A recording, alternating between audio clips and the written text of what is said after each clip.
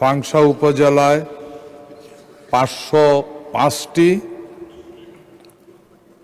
কালুখালী উপজেলায় 260টি এবং বালিয়াকান্দি উপজেলায় 495টি এয়ার ফ্লো মেশিন সরবরাহ ও স্থাপন করা হয়েছে। পেঁয়াজ সংরক্ষণের জন্য যাতে আমাদের ক্রাইসিস সময় বাইরে থেকে আমদানি করা না হয় সেজন্য কোনো জরুরি কোনো ব্যবস্থা গ্রহণ করবেন কিনা? একেবারে সঠিক জায়গায় উনি প্রশ্ন করেছেন, সঠিক প্রশ্ন করেছেন।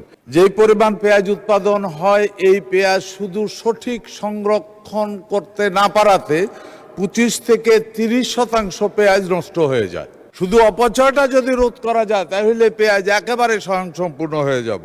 মাননীয় সংসদ সদস্য জনাব হারুনার রশিদ, রাজবাড়ী 2-210-এর পক্ষে আপনার মাধ্যমে মাননীয় কৃষিমন্ত্রী মহোদয়ের কাছে তারকা চিহ্নিত প্রশ্ন 440 উপস্থাপন করলাম। ধন্যবাদ মাননীয় স্পিকার।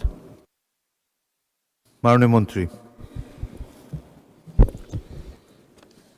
মাননীয় স্পিকার, আপনাকে ধন্যবাদ জানাচ্ছি মাননীয় সংসদ সদস্যকে।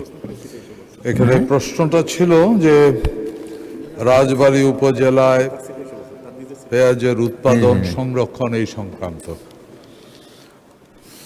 উত্তর: পেঁয়াজ সংরক্ষণের মাধ্যমে কৃষক পর্যায়ে প্রকল্প প্রণোদনার মাধ্যমে পাংশা উপজেলায় 505টি, কালুখালী উপজেলায় 260টি এবং বালিয়াকান্দি উপজেলায় 495টি এয়ার ফ্লো মেশিন সরবরাহ ও স্থাপন করা হয়েছে। মাননীয় স্পিকার, তাছাড়া এয়ার ফ্লো মেশিন স্থাপনের মাধ্যমে কৃষক পর্যায়ে পেঁয়াজ রসুন সংরক্ষণের লক্ষ্যে কৃষি বিপণন অধিদপ্তর কর্তৃক বায়ু প্রবাহ পদ্ধতিতে পেঁয়াজ ও রসুন সংরক্ষণ পদ্ধতি আধুনিকায়ন ও বিপণন কার্যক্রম উন্নয়ন শীর্ষক একটি প্রকল্প প্রণয়ন করা হয়েছে।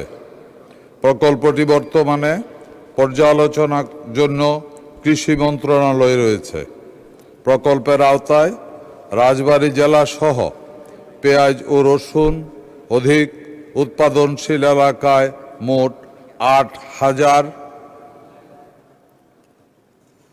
8,000টি এয়ার ফ্লো মেশিন স্থাপনের পরিকল্পনা রয়েছে। পরিকল্পনা অনুমোদন সাপেক্ষে রাজবাড়ী 2, পাংশা, বালিয়াকান্দা, কালুখালী উপজেলায় 800 থেকে 1000টি এয়ার ফ্লো মেশিন স্থাপনের পরিকল্পনা রয়েছে। মাননীয় স্পিকার, আপনাকে ধন্যবাদ। জনাব মাননীয় সদস্য সেলিমুজ্জামান মোল্লা, আপনি প্রশ্ন উত্থাপন করেন। আপনার নিজের সিট থেকে প্রশ্ন উত্থাপন করুন। মাননীয় স্পিকার, আপনাকে ধন্যবাদ। মাননীয় স্পিকার, আপনার মাধ্যমে মাননীয় মন্ত্রী মহোদয়ের কাছে আমার জিজ্ঞাসা, বর্তমানে বাংলাদেশে যে পরিমাণ পেঁয়াজের চাহিদা রয়েছে, আমাদের দেশে কিন্তু সেই পরিমাণ পেঁয়াজ উৎপাদিত হয়, কিন্তু সংরক্ষণের অভাবে আমরা প্রতি বছর 6-7 লক্ষ মেট্রিক টন পেঁয়াজ আমাদের নষ্ট হয়ে যায়। আমি মাননীয় মন্ত্রী মহোদয়ের কাছে আমার প্রশ্ন যে পেঁয়াজ, যেসব অঞ্চলে পেঁয়াজ বেশি করে উৎপাদন হয় সেই সব অঞ্চলের পেঁয়াজ সংরক্ষণের জন্য পর্যাপ্ত পরিমাণ মডেল ঘর যেটা হলো এয়ার ফ্লো মেশিনের মাধ্যমে মডেল ঘর তৈরি করা হয়। একটা মডেল ঘর তৈরি করতে 4 থেকে 4.5 লক্ষ টাকা খরচ হয়, যেখানে আমরা নির্বিঘ্নে 600 থেকে 800 মন পেঁয়াজ আমরা সংরক্ষণ করতে পারি।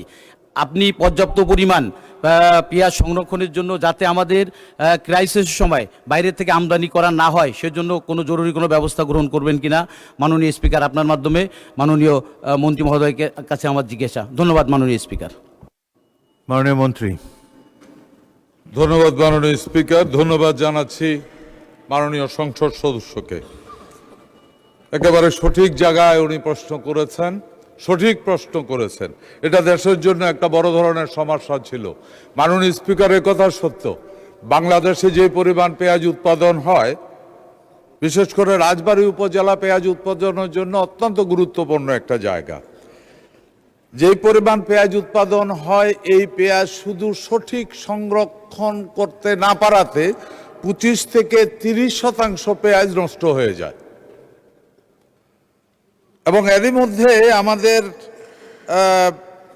নতুন যে আমরা এয়ার ফ্লোয়িং মেশিনের মাধ্যমে যে সংরক্ষণ চালু করেছি, আমি আমার আগেই বলে দিয়েছি, এটা ওই যেই উপজেলাগুলিতে পেঁয়াজ উৎপাদন হয় ওই জেলাগুলিতে আগামী কিছুদিনের মধ্যে আমরা অ্যাজ আর্লি অ্যাজ পসিবল এটাতে ট্রাই করে দেখা গেছে 8 থেকে 9 মাস পর্যন্ত ওই নিয়মে পেঁয়াজ সংরক্ষণ করা যায় এবং সেখানে অপচয় মাত্র 2 থেকে 4%।